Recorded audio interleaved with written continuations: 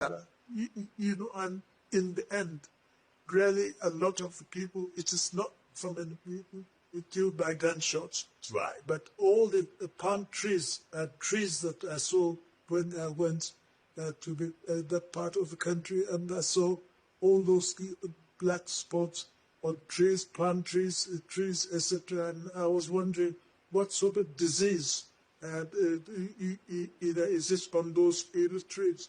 And someone said, no, those are bullet marks. So most of the bullets were more on the on those trees. Not on people. The way you can tell a bitch ass motherfucking Fulani and some Yoruba who don't have blood, those type that just pomo and pepper in their eyes who don't have blood, when they mention Biafra, they want to mention it in the same breath like Boko Haram and so on. Biafrans are self-actualizers, people fighting for self-determination. We are not fighting against anybody. We want to be free or live in a country where rights are respected.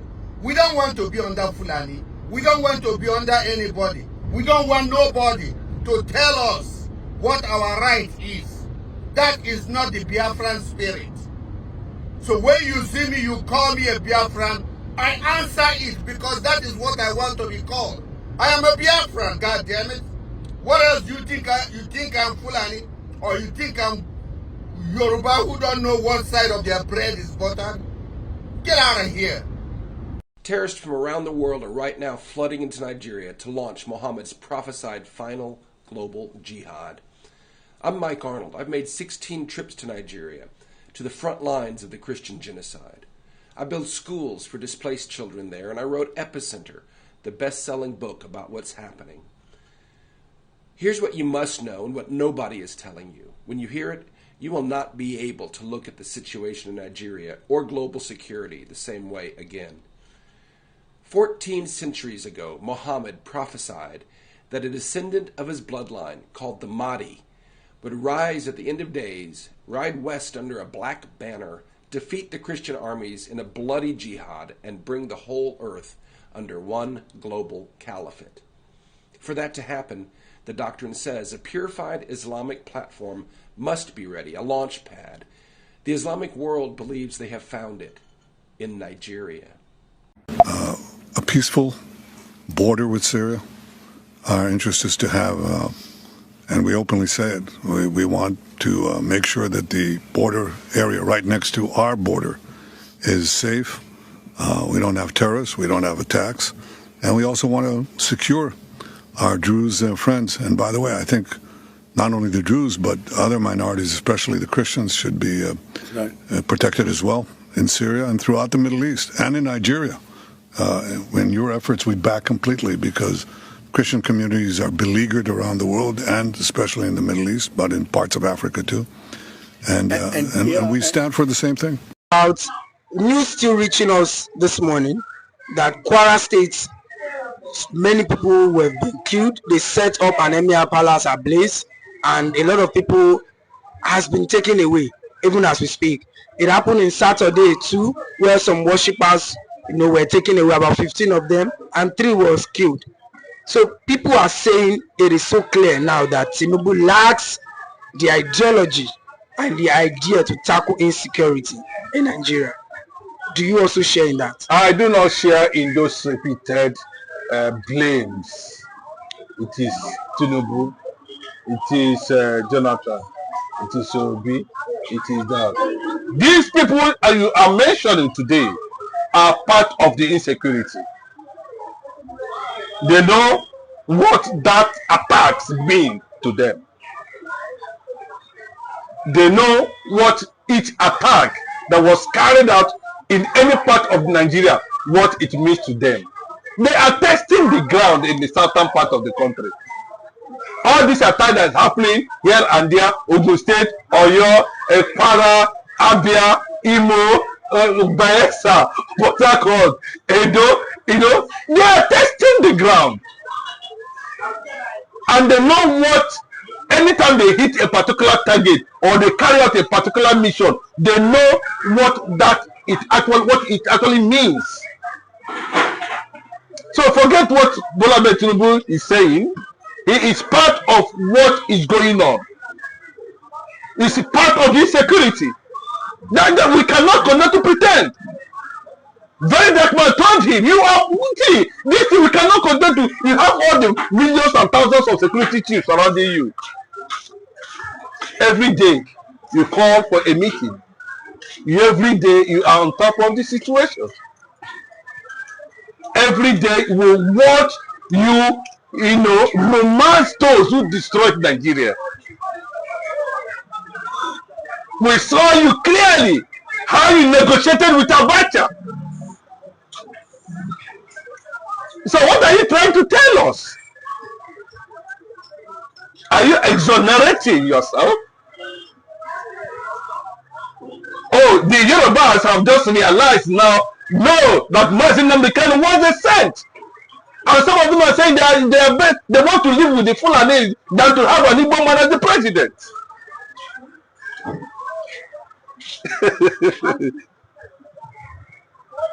That is the virus, the infectious, the injection that has been planted by the Fulani Caliphate. And we don't pretend over it. You saw how they doctored what Gowon wrote. My life, an allegiance to unfortunate nation. God has no regrets. You can see it. That thing you saw that Gowon wrote was doctored, authored by the Caliphate. And did you see anywhere in that book where the crisis in Middle Belt were being mentioned? Did you see where Gowon came out to blame any Fulani man? But they were quick to donate billions. Bola Tinubu celebrated him. And every point in time, Bola Tinubu dodges direct question on issue of Islamization or Fulani agenda in Nigeria. You are running to a government that is part of what is happening in terms of insecurity. How would you expect such government to rescue you? Nigerians are funny and they pretend a lot. And that is why people like us who understand this thing very clearly, and we are seeing it on daily basis happening, we are calling for the disintegration of Nigeria. As simple as that. So that if you feel that you can, you are not, it's not worthy, it's not okay, because I do not see why somebody can live in the bush in this country just to kill people. And those who are trying to build an economy are labeled terrorists.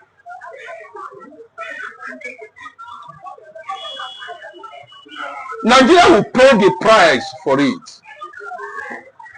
Those who conspired and jail putting them in Sokoto prison will pay the price for it. Those who conspired against Simon Ekpa will pay the price for it. A time will come, we will no longer ask ourselves questions. This will be defined by posterity, and the posterity will judge the future of this country. You think all these women that are killing their children, disaliving inside the forest, they don't cry out to God. When the consequences come, it will be more worse than what you see in Benue State, in Middle Belt,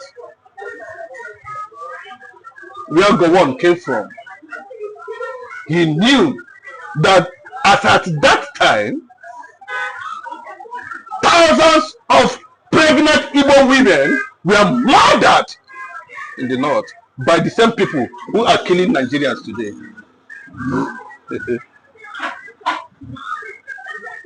They emptied their stomachs and brought out kids and slaughtered them. The one was in Abuja. Okay? Biafra will go. Biafra is the light. They will go. We don't have any business with darkness. We are rebellious. So that you will know. We don't rebel to kill civilization. We don't rebel to kill humanity. We don't rebel against freedom. will rebel against slavery.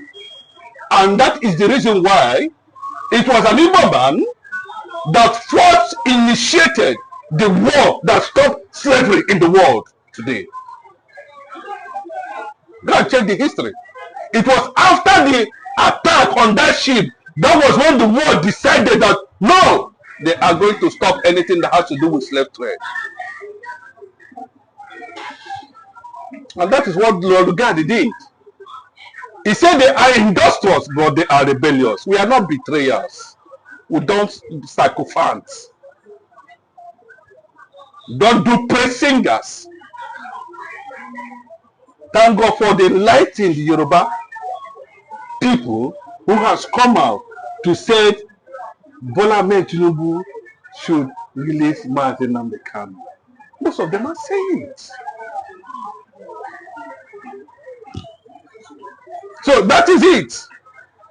So you can see these things are becoming, because it is only the political Fulani elites, the jihadists and the Caliphate know the stage they are. We don't know the stage they are. We don't know whether they were actually surrounded everywhere. That them know. And that's what I'm telling you, that every target and every region hit by these jihadists, they know what it means within the circle of those championing Islamism, championing jihadists, championing Islamization of Nigeria. Instead of coming, if all of that becoming an agenda, why not go and practice that the same religion of killing in your own territory and allow others to be? And that is what we are saying. Instead of killing a Fulani man, killing an Hausa man, all in the name you are talking about insecurity and it's not working. How do you give them what they want? Let them stay on their own and do their own thing. Simple. Can Nigeria go to that level, or are you waiting until the world tells you, or you want to turn Nigeria to Rwanda? And that is why I'm telling you that it is the Caliphate that authored that Gowon's autobiography, loop-sided, everything that has to do with conspiracy, the real agenda about Nigeria was factored into that autobiography by the extremist jihadist Caliphate of the North. How can you declare, come on a national TV? I'm talking about Gowon, and of course, the media have to entertain him and give him that particular space. And where he came out and said, and that's what they asked him to do. That's what they told him to say. The same way they told him in the past that he should go against the Aburi Accord. And people are asking questions, Mr. Gowon. So he said they were just killing, no, they were not killing people in the eastern part, so they were just shooting palm trees and palm trees. You can watch it on this video. You will saw it, why he was saying it. I'm not the one that fabricated it. He said it very clearly that the bullets were just hitting palm trees. There were no, now the question is, I can tell you that over 6 million Biafrans were killed. Do you know what it means? See, I'm not talking about the one that they started killing from 1943.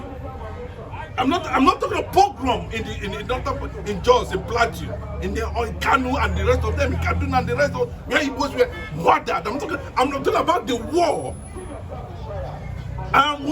Don't want to talk about the role I want to play in this.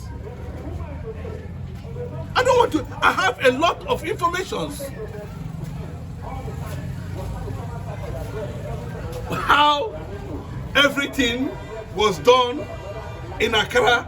The same Gowon came out and said that he actually slept off because he had fever. He didn't know when he signed the Aburi agreement.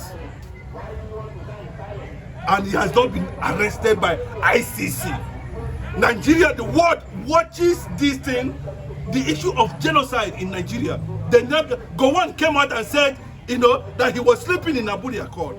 He came out and said nobody died in Nigeria Biafra war, that they were only shooting palm trees, palm trees, palm trees. Justice delayed is justice denied. Gowon is not too old to face international criminal court.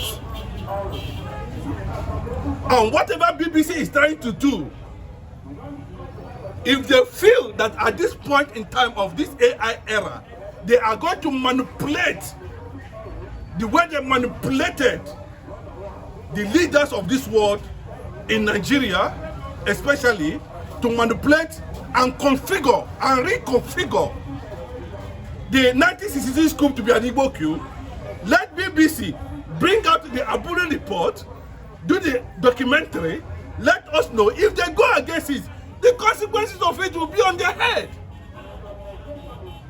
The Igbo nation will stand, not these politicians that have disgraced themselves. Look at Umahi saying that Tinubu is Biafra.